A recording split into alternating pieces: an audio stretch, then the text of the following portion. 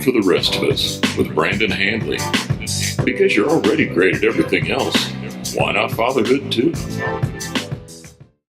Hey there, and welcome to Fatherhood for the Rest of Us. This is Brandon Handley. I am the creator and founder of Fatherhood for the Rest of Us. I want to say thank you for choosing to spend your time with me today on Fatherhood for the Rest of Us. I also want to just encourage you, if you could, to go over to the podcast on iTunes, download it, subscribe to it, and leave a review if you have found any part of this at all to have an impact on your life. That will help others to find the show and listen to it and get the same type of enjoyment that you are out of it. Also, if you are a father and if you're looking for a place that you can go celebrate fatherhood or perhaps even share some struggles and get some advice or find some like-minded men, I strongly encourage you to stumble on over to Fatherhood for the Rest of Us, the private Facebook group, and ask to join. I'll let you right in. That's going to do it for right now, guys. And please stay tuned for today's podcast. Fatherhood for the Rest of Us. How's everybody doing here today? I am on with Toni Lee Hazlett. Did I say that last name right, Toni Lee? Hazlett, yeah. You know what? How'd I know? The things that seem so simple. And Toni and I met through a coaching course, and I wanted to share her story because I found it to be intriguing, and it's always nice to while I primarily interview fathers, it's always really nice to get a female perspective because that's the other half of our population, and also due to the fact that I don't have any daughters myself, and so it's really also interesting to get the insight as to, again, like what is it like for the daughter to to experience their fathers. So Toni Lee is a life coach, and she assists clients with becoming aware of their own power. She assists them to tap into the pure potential of their lives and to support them with creating infinite possibilities. In essence, creating exactly what they say they want. She began her journey to become a life coach in 1995. This is like way before it became a fad. When she made the choice to live a clean and sober lifestyle, she delved into the world of human potential and became fascinated with the idea that results are a product of our own minds. For many years, she studied the principles of the 12-step program that supports freedom from active addiction. In 2001, she began training herself as a life coach, which took all 3 levels of personal best seminars. In addition, she completed the Jumpstart Coaching Training, Facilitator Development Training, and Basic Neurolinguistics Programming Training. For about 8 years, she's worked as a personal mastery coach and facilitator, helping hundreds of clients break through limiting beliefs and create new and long-lasting results. It's good stuff. That is good stuff. Yeah, wow. Thanks for the intro. Absolutely. Thanks for providing it. So that way I don't have to make anything up. Toni Lee, one thing I always like to start ourselves off with, what is something we can help you celebrate today? Oh, that's a great question. I love celebrating. That's one of my favorite things to do. Something that you could help me celebrate today. Last night I was asked to be a speaker at the local high school and to deliver some mindfulness seminars for the students there, which is a big win for me. I'm really excited about that and honored that they asked me to come. And I love, if we can support our kids with learning, they create the results through the thoughts they think at an early age. Right. It's a good start.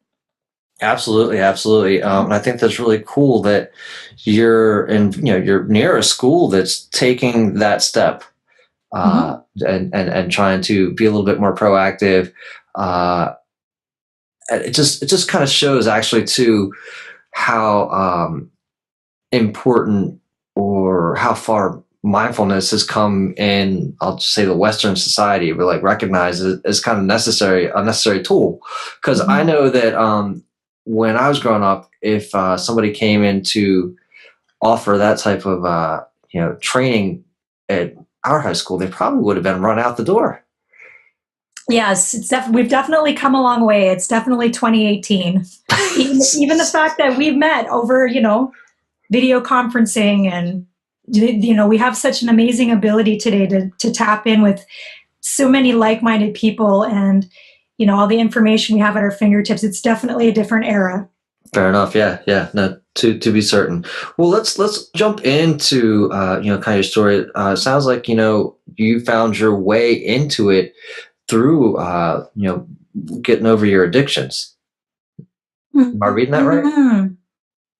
Well, yeah. I mean, I was 18 when I found my first 12-step meeting, and I became absolutely fascinated with just the fact that I had been introduced to these people in these meetings who had been through just absolute self-created atrocity, and by all rights should be miserable, ornery, cantankerous, and just really down on their lives. But they weren't, Brandon. They were the most full of life, full of joy, full of peace, full of serenity people I had ever met, in spite of the things that they had been through. And I became hooked. I became fascinated. First of all, I became inspired and hopeful that maybe, just maybe, that could be me too. To have that kind of life for yourself. To have that light within, that sense of peace and that light, and the ability to not take myself so seriously. And so I studied the 12-step program, and the 12-step program is a set of spiritual principles that are meant to be lived on a daily basis, that I believe is a really beautiful design and program for living life. I mean, not only is it the pathway to freedom from active addiction, I believe it's the pathway to freedom from, a negative path, like a negative life. Right.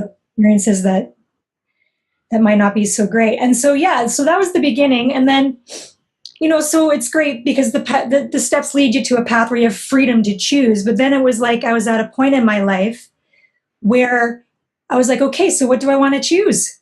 What do I want to create? What's the next greatest, grandest version of myself? And that's when I was introduced. My aunt actually was facilitating for personal best seminars. Okay. She introduced me to the courses, and again, I fell in love with the human potential movement and the idea that, who we are is bigger than our beliefs. And, the idea that we're making it all up. So why not make up a story that's going to support me in joy? Sure. Right? Sure. So, what can you tell us a little bit about the personal best seminars and what they were, and, what your involvement was with them? Well, Personal Best Seminars was based in Calgary and Edmonton back in the early 90s, throughout the 2000s. And they're an experiential learning seminar course that was based on a program called Life Springs, which was designed back in the 60s around the idea of figuring out human potential. So a lot of that Dale Carnegie type of stuff. Okay. Yeah. And then, you became a facilitator of it. I mean, what keeps you going with it, right? What, again, I mean, I know that, like, if we figure out kind of like, helping people get through, and having, breakthroughs, that could take a lot of energy. What are you getting from it for yourself? Well, part of the work that I've done with myself is centered in Stephen Covey's 7 Habits for Highly Effective People. And, his first habit is, he says, to begin with the end in mind, and to, assign a purpose or a mission. And my mission in life, Brandon, is to awaken and inspire joy. Okay. Yeah. Hey, that's good. So yes, coaching and, is in alignment. Now, here's the catch, is I truly believe in my heart of hearts that I could be working at a gas station, filling your tank full of gas, and still be able to awaken and inspire joy. I could be standing in line at the grocery store and still awaken and inspire joy, because it comes from me. It's not what I do. However, coaching and facilitating is a great way to leverage that. I think that'd make a great movie. Being like the gas station in Lightner or something like that. Well, there actually is a movie called The Way of the Peaceful Warrior, starring Okay. Toni, and he is a spiritual guru that pumps gas at a gas station. I got to check that out. The way Yeah, the piece. the book is written by Dan Millman. Uh-huh. Phenomenal story. Love it.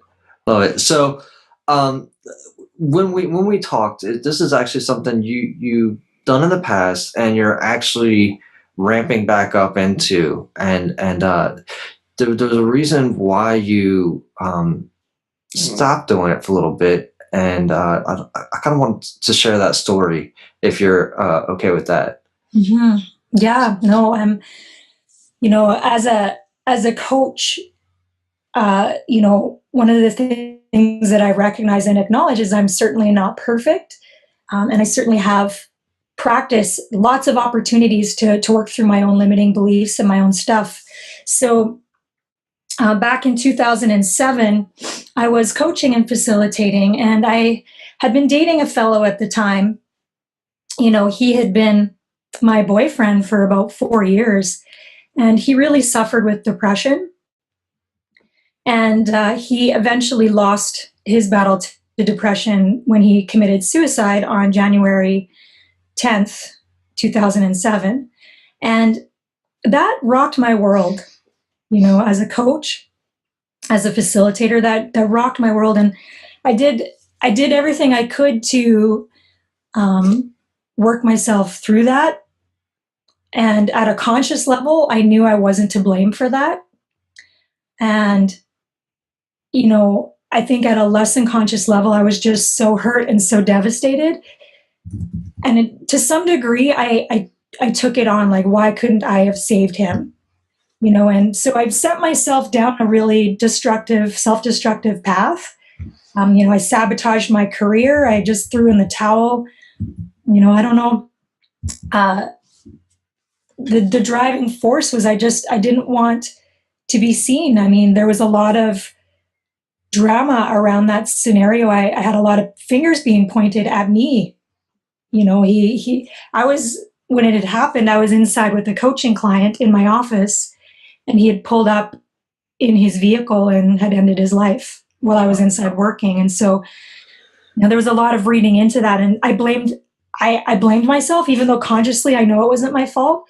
So I took myself out of the game, and then I had the experience of becoming a mother and becoming a single mother. So, I like you. So you glazed over this part, because this part, I think this part's it's an interesting story, or it's kind of the thing that you kind of read about. Like, I don't know that I put it in fairy tale, but I put it like in Americana, like folklore. Like, say you go down to like Mexico, and you have a baby, right? And then you come back up. But I think it's an interesting tale of like, kind of like just, I don't know, throwing yourself to the wind for a little bit. We'll call it, right?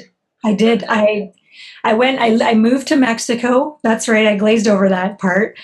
I really, like, when I said, his death threw me, like, I wanted to detach from everything and anything and just go find myself. But in order to do that, I needed to get a little lost, I guess. Sure. And so I did. I lived in Mexico for a while. I met a beautiful human being who is the father of my child, and we are still friends today, even though we are not in a relationship. And he is living in the States right now, actually. And he is in contact with our son, and I'm remarried and have an amazing husband who acts as Bodhi's, my son's name's Bodhi, that acts as his bonus dad. So just getting back to what kind of took me out of the game is, I had the child, and then it became a matter of, I just need to get down to business and get a secure 9-to-5. And so I did. I ended up getting a really good corporate job. I mean, it was great pay. But then, after some time, I will be honest, it was very stressful. It was in the world of drug and alcohol testing and writing drug and alcohol policies for big companies, oil companies. I'm in central Alberta, so there's lots of opportunity to do that. But I ended up finding myself very sick.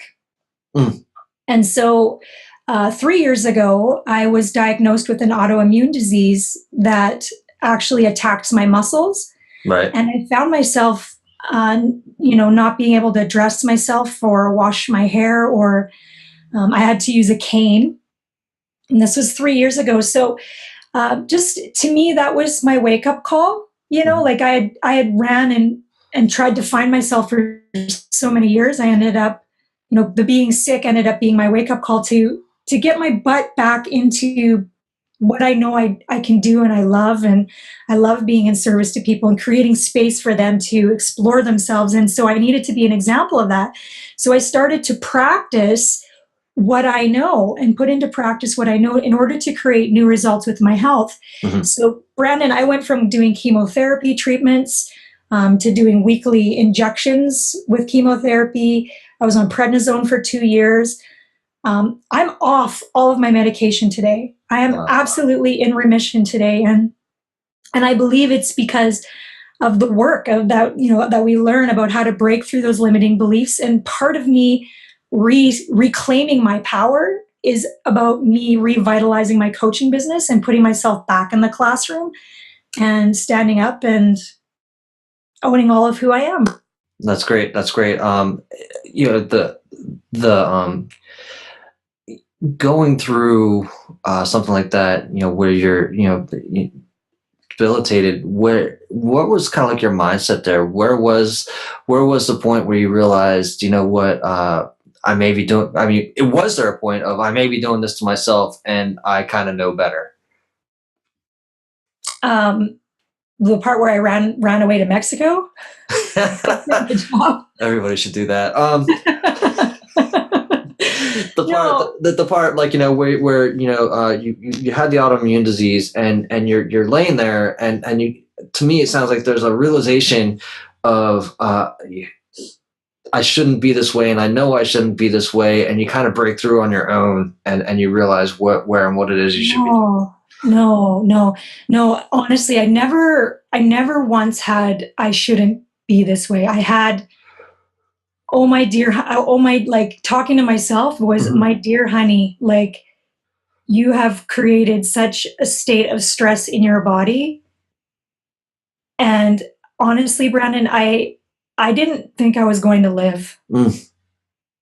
Right? Like I was feeling that because I genuinely was preparing to die. And so, I came downstairs one day and I saw my son looking at a picture of us, and he was crying, and he had said, I said, sweetheart, why are you crying?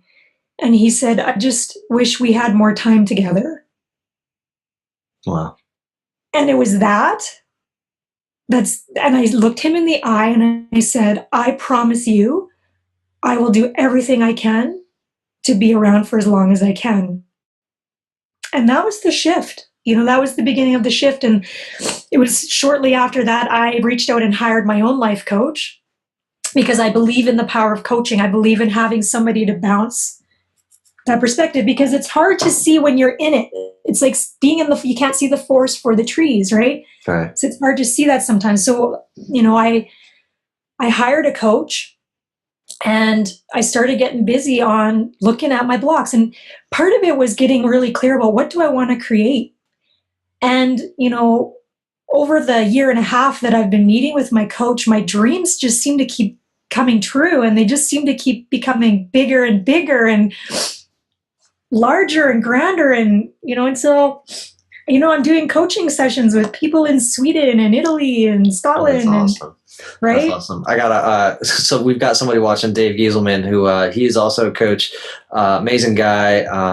He's throwing this out there: handling halfpenny, run away and find yourself, hideaway, Playa de Carmen, Mexico, opening in summer 2018. We're not. If Meg wants to open up that'd be fun. A runaway in Mexico. Dave's a great guy. I'm actually going to Mexico. Hi, Dave. I'm actually going to Mexico Saturday night. There you go. You go. Why are we going to Mexico? I love Mexico. Right on. So that's an amazing story. I definitely teared up, and I can only imagine kind of, even if my kids are coming in the situation that you were in. And so I think it's really awesome though that you're in full remission, you're not taking any drugs right now, and you're able to spend your time with your family, and you're doing something that you love. And you're doing something that sounds to me like it's your purpose and calling, right? Let's talk about just I think that we hear purpose, we hear your why, we hear all these things, but and we hear fulfillment. And I want to just kind of use the word fulfillment and say, what does that consist of? When you're coaching, are you coaching someone towards fulfillment, or what are your thoughts on the word fulfillment?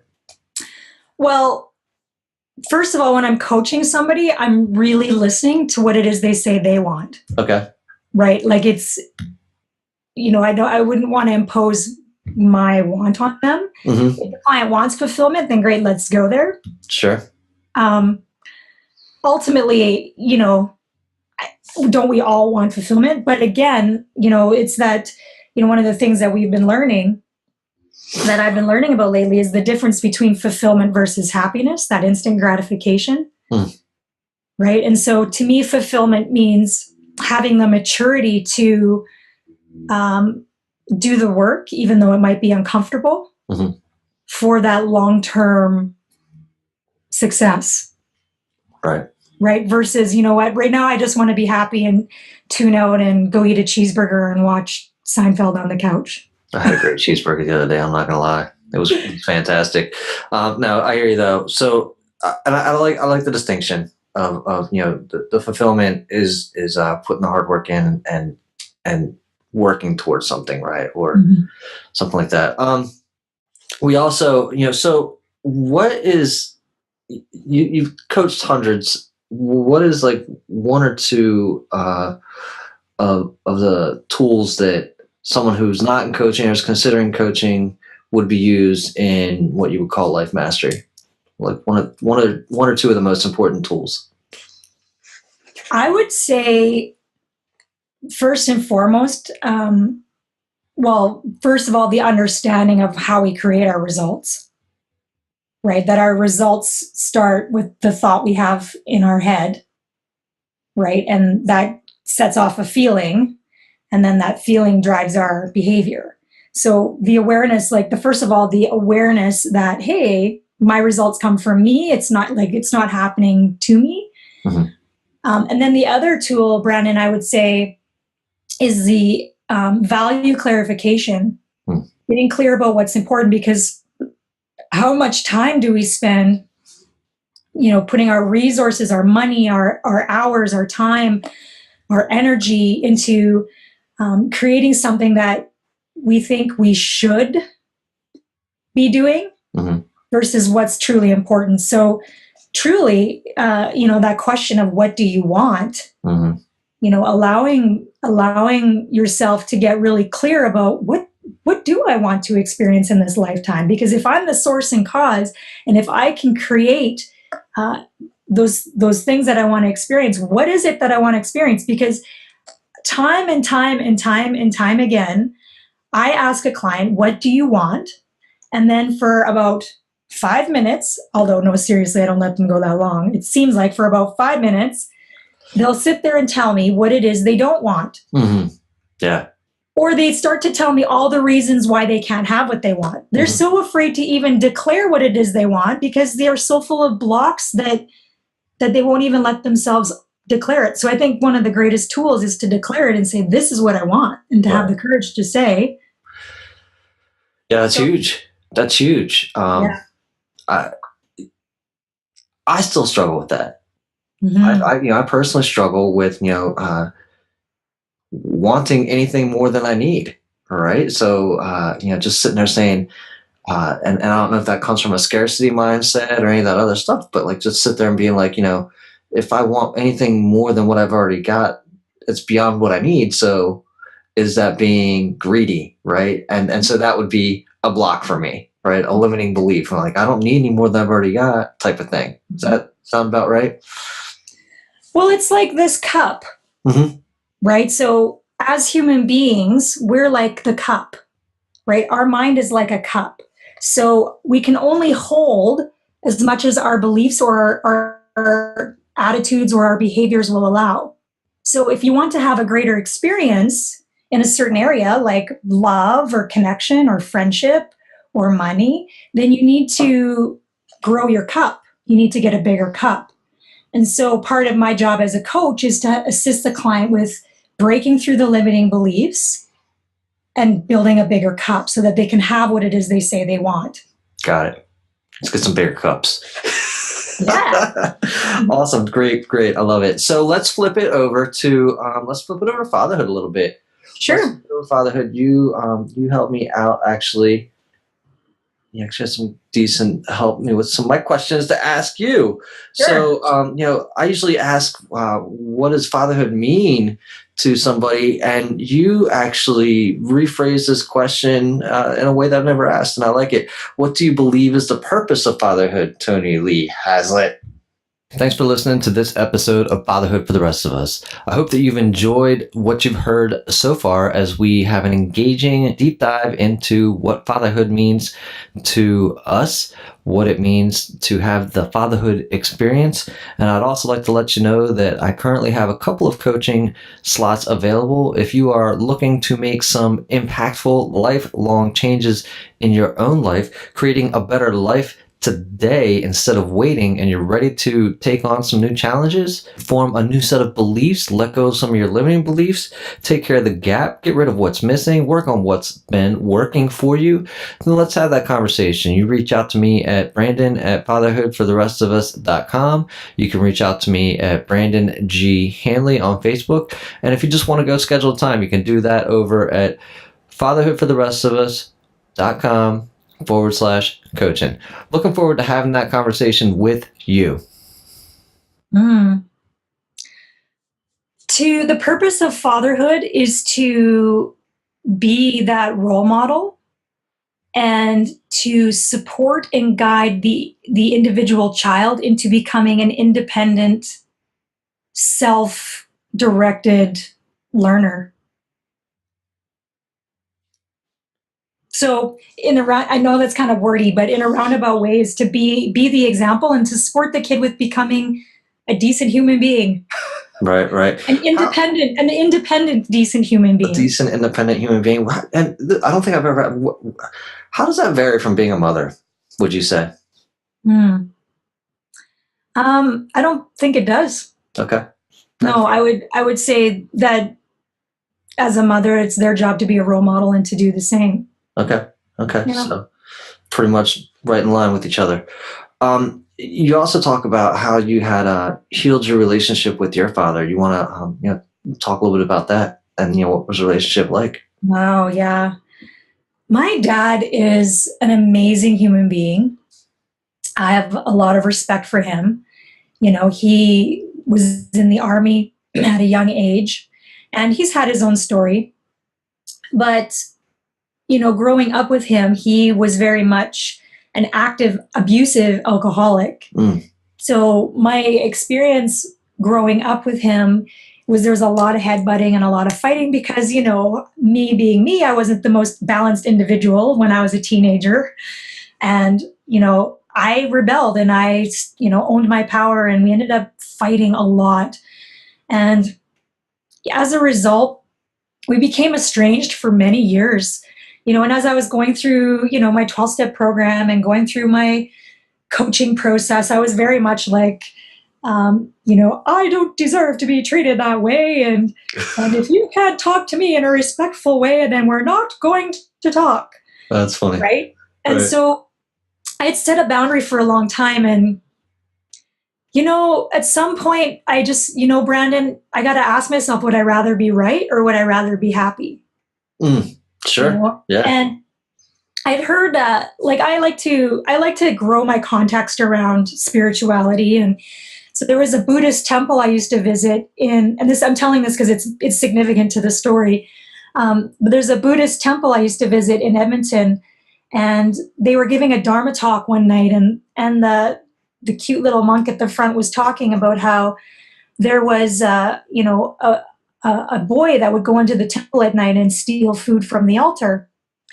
And one night, the monk that worked there, he caught the boy and grabbed onto him, and he said, if you're hungry, why don't you come in and I'll feed you? Right? And so the moral of the story is, it's sometimes those people in our society that are struggling and are acting out and are behaving in that way, those are the people that need our compassion and our understanding and our help and our forgiveness. And I started that's my dad.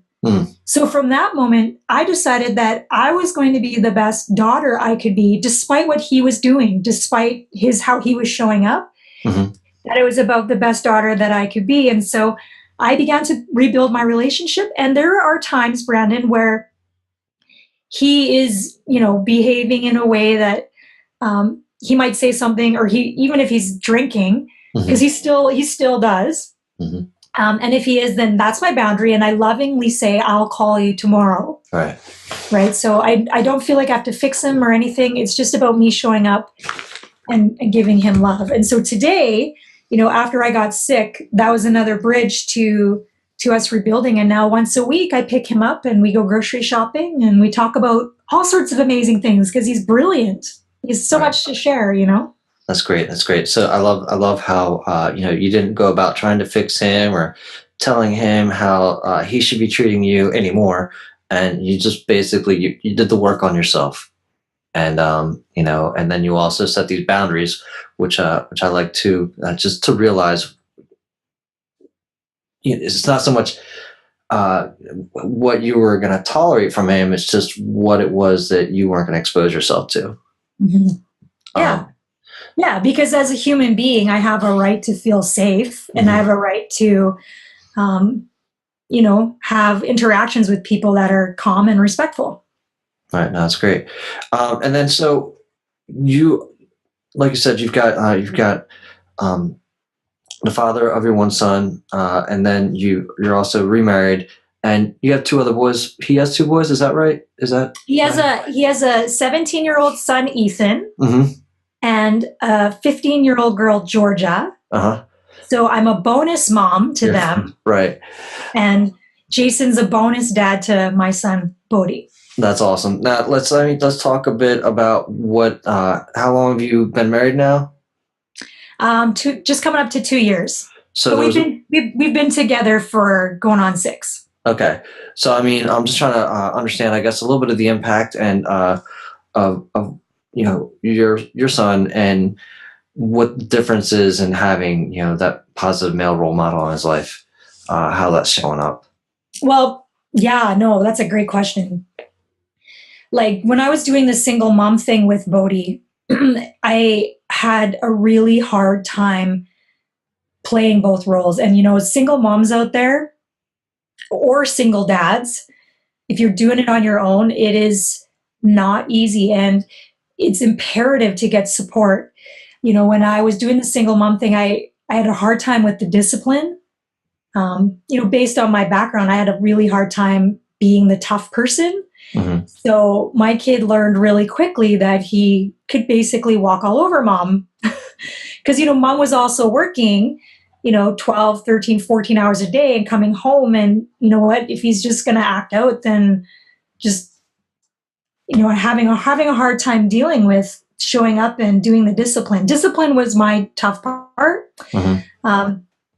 Since being with Jason, by the way, my son was the one who told Jason he should ask me to be his girlfriend, which was pretty cute. But that's cute, yeah. Jason's, I am so blessed to have Jason in my life. He is a high school teacher, and he has his own golf course that he built himself. Nice. So he's very handy. He loves projects. He's very manly. He's always driving the tractor. He's always pushing dirt and burning wood and working in the shop. And so It's been so beautiful to watch, his and Bodhi's relationship blossom. And Bodhi calls him his dad. Nice. Yeah. And I mean, it's not perfect. There's always, the occasional power struggle, but that's part of parenting, I think, Sure. Yeah. And there's times where Jason is doing the discipline and, I need to bite my tongue and let him do his thing because, mommy just wants to go in and make it all better, make everything, but, I know that when he disciplines, it's from this really solid, loyal place of knowing what is going to support him in becoming an independent, self-directed person, a good person, right? And that means no lying, no stealing, no breaking windows and then hiding it. It's frowned upon. Plus, it gets cold. Yeah. I broke windows. So I know what that's like. He threw a bunch of rocks at one of our trucks. We've got a bunch of vehicles in the yard, so he smashed the back window, and then it was this big secret he had to hide. And yeah. Well, it's scary. You don't know what the response is going to be. You've gotten in trouble before, and that was like over. I don't know, maybe not eating dinner. I'm just speculating, And this is a window. This is serious business. So, as I said, I've broken windows. I know the thought process. One of the other things we talk about a couple books. Actually, before we get to that, Dave says he's never broken a window and hit it. Thanks, Dave. That's honest. Chop down the tree. One of the things that I've been talking to quite a few men about recently is I feel like Western society, men of our age, like in the Gen X generation, talking about emotions and feelings and having that tool set, meaning that now that we're older, it's a little bit more difficult to share and feel and appreciate and even be aware of our emotions. Is this something that you recognize yourself, especially like kind of in a coaching industry, from a coaching perspective? And is this something that you are able to teach your child? And if so, like, what is it and how are you teaching it? Mm-hmm. Well, yeah, I mean, in my experience, generally, because I don't like to, Sure. It's not, everybody's an individual, but generally, yeah, it's, not that I would see fathers or men not having emotions. It's more the safety or the ability to recognize that those emotions are there, and B, feeling safe enough to express them, and one of the things that I'm learning too is that in terms of how men and women process their emotions, and my experience is that men tend to be more logical, right? And women tend to live from their heart as a tendency. Like I said, I don't want to get bombarded with, that's, you're sexist, right? Sure. But in terms of how I support coaching clients with that is, again, I go back to, if it's blocking them from getting what they want, then let's talk about it. Right. But sometimes there's value in being logical. Right? So that's what I think. I believe so too. Sure. But that's, again, that's maybe just a male perspective. And I'll throw this at you. I once read a study that it's the Y chromosome that impacts like part of the brain, and it's not that men are more emotional, or not that men are more logical than women. It's just that the Y chromosome eats away at like us, the non-logical part of the emotional side of the brain. Women are equally emotional and logical. Said some report I read years ago. And I stick to it. So it gives me, at least there is an absolute difference in between men and women, and that's okay. And for me anyways, I feel like that's okay. And that's why, again, to me, I feel like it's okay to have a group specifically for men to talk amongst themselves, right? And for women. And it's okay to come out here and meet in the middle every once in a while. And I get, I'm all for it. But again, this is actually new for me to be a part of men's groups and understand. I'm like, well, I guess we kind of need, men need each other, right? We need that space to feel safe. And Brandon, like, I love the work that you're doing because, we've heard this before, and it says, leaders go first. And so, as a man, you can be the example or show people or give them permission by simply being who you are and doing what you're doing. It's giving other people permission to do that as well. As you learn to touch with your feelings, you can demonstrate to other men that it's okay and it's safe to do that. Being the example. Right. No, thank you. And thank you for that. Dave actually says, I need more hugs. There's a running joke. I'm not a hugger. So it's a running joke. So that's always entertaining. And thank you. Thank you for that. So we also, you talked a little bit about I read quite a bit more so now than I ever have before. And I'm always curious as to some of the most impactful books that, fathers and with you, parents have read on parenting. Do you have any that you would share that have impacted your parenting style more than another? Yeah, there's one called Conscious Parenting. Mm-hmm. And I don't have it on my desk right now, and I'm sorry, I don't remember the name of the author. Okay. But yeah, basically, it's about bringing the idea that our thoughts create our reality into parenting and supporting our children with recognizing when they might be operating from a thought that's not serving them. I can give you an example of how this worked today. Okay. So I shared with my son that I was coming online today to do a podcast, and instantly, so he's 10 and he has his own YouTube channel. Mm-hmm. So instantly he got jealous, instant reaction. And he started crying because I haven't let him use my computer lately to make a video for his YouTube channel. Okay. So he was literally crying because mom was getting to do this and he didn't get to. Oh. So again, it's like, there's Byron Katie wrote a children's book called Tiger, Tiger, Is It True? And it's a beautiful children's book that offers these questions like, Tiger, Tiger, is it true? Is the thought you're thinking true? So is it true that you're never going to get to do another YouTube video again? Is it true all your YouTube subscribers, you're all 12 of them, are going to suddenly unsubscribe because you're no longer, giving product? Don't diminish his fan base. I never said that. I'm saying it now, but this is in the back of my head. This is what I'm thinking. No. They need to come out every once in a while. Yeah. But so anyway, within 5 minutes, we put on, because I know sometimes it's about switching the focus, mm-hmm. right? So I put on Impractical Jokers, which if you've ever seen that show, it's hilarious. It's like a bunch of dads that go and prank each other, and it's so funny.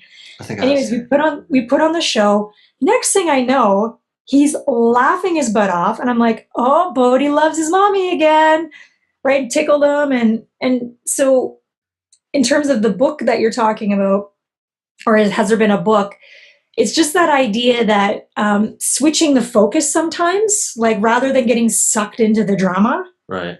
Right? Because sometimes he just likes to fight with me because I think that's his way of getting my attention and connecting. And so I've been working on redirecting it into a more positive way. And then when he's in that happier space, giving him lots of cuddles and. Sure. Right? Sure. Absolutely. No, I love it. I've never heard of that one myself either. So both good recommendations. Dave wants to know if you have read Love and Logic. And if so, what's your opinion on it? I think sounds like a book I need to read. Parenting with Love and Logic is actually Dave's recommended to me. I still have it sitting over there on my shelf, and it has also been recommended by quite a few of the guests that have been on the podcast. Actually, she has no opinion of what you're talking about.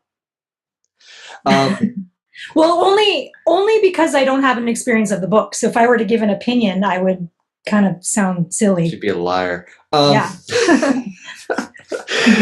She'll look into it, Dave. So Dave definitely, he's recommended that one to me when I asked him the exact same question. I think, what was that, like 3 or 4 months ago? Dave, I'm behind on my books. Yeah, I would be curious about Dave's opinion on it because he keeps recommending it. Dave, why don't you tell us what your opinion is of it, and let us know so that the audience, all of the three of us here, are now knowing what's up.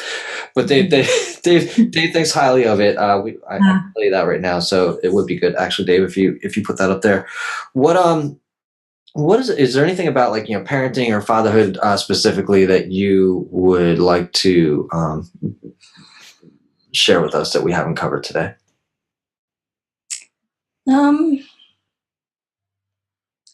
Just that, I've seen firsthand, you don't necessarily have to be the biological donor to be a father, right? And it's so beautiful because, Jason, my husband, he has the maturity to know that he wants what's best for Bodhi. And so he's had Bodhi's dad. We've had Bodhi's dad come and stay out on our property. We live out on an acreage, and we've had him come and stay, and he stays out in the camper so that Bodhi can have time with his dad. Wow. Right. So that's powerful. Yeah, just that, that the idea of co-parenting, or that it doesn't have to be, nasty or anything, that when you put love first and when you put the child first, it can actually be a really beautiful thing. And, Bodhi feels loved, and he doesn't feel like there's anything wrong with him. Like, he doesn't feel like he's not allowed to love his biological dad, just like he doesn't feel like he's not allowed to love his bonus dad. Right. That's great. You guys have got, provided a space like that for him, because there's certainly been, there's certainly people that really try and make that hard for the child. Make it so that it's choose one of us, and this is all it can be. And there's also certainly been situations of you talk about the bonus dad, but the dad being involved with the woman, or vice versa, where they don't really care about the child, right? And the child just kind of gets left to in a bad situation. And Brandon, I would even just take that a step further, because I truly believe in my heart of hearts, not for a single second would a parent not care or not want to have what's best. But what happens is, going back to our cup and our container, is that, those individuals have been hurt, abandoned, betrayed, whatever. And they're just, it's like they're operating from their own perspective, and there perhaps isn't that awareness of how it's impacting their child. And so it's sort of like, when you have a really bad toothache. Have you ever had a really bad toothache, Brandon? Yeah. And when you have that toothache, it's hard to focus on anything else, isn't it? Absolutely. Yeah. Yeah, and it's the same thing when people, I think when people are going through that divorce, like, that's devastating. And it's like they've got that toothache, but only it's in their heart. And sometimes it's hard to see past that, right? Which is why it's imperative to, I believe, do the work. If you're going through that, hire somebody or hire a professional, go see a professional. If you feel like you can't see your way through that, right. If you feel like you can walk your way through it, but maybe you want some support, then that's when you could hire a life coach to work through that. Right. With the understanding that as you better yourself as a parent, then you can start to actually be aware of, and show up for your kids. Absolutely, and beyond. I think that's definitely the context of at least with the Fatherhood for the Rest of Us coaching. You get that opportunity to really develop yourself and see how you show up in the home. And then you're like, well, if I can do this here, it extends. You're growing the daddy cup. That's right. The daddy cup groweth. I don't know how that works, but What would you like to thank, not just Bodhi, but your two bonus children for, say, 10 years goes by? What would you look back and thank them for, and why? Oh, you hit me in the feels. Just for being open and loving me. Like, I gotta share, like, my bonus daughter Georgia, she got asked on her first date, and I was the first one she told. That's great. So yeah, just thank you for loving me, and thank you for having an open heart. And Brandon, like, our family, we are really blessed. Like, I'm telling you, like, we live on the most beautiful piece of property. We live on about 600 acres of land. Wow. Like I said, my husband has a golf course. We all the golf course and work on it as a family, and then we golf as a family. And Ethan and Georgia, they go on the weekends to see their mom, and they feel very balanced and loved. And I'm excited. Like, 10 years from now, I can't wait to see what these kids become. Like, they're truly the greatest kids, humans, people. Because you're growing up, those teenagers, right? Yeah. I can't. I don't know if I'm ready. I don't know. We'll see how that goes. Like, I feel like I was literally just a teenager, at least yesterday. I have a feeling you're going to rock it, Brandon. I think it's going to be fun. I'm actually looking forward to it. We'll see where it goes. It's an amazing experience being a parent, for sure, and I'm loving it. Where should we send people to find you, Toni Lee? Mm-hmm. Well, my website is awakentotheworld.today. And I'm on Facebook. I'm quite active. I do daily live feeds through my business page, which is Awaken to the World. And yeah, you can send me a message through my Facebook page, or info@awakentotheworld.today. All right, Toni, thank you very much for showing up on Fatherhood for the rest of us today. I appreciate you being here. Thank you. I'm honored. I was so excited and honored that you asked me, Brandon. Thank you very much.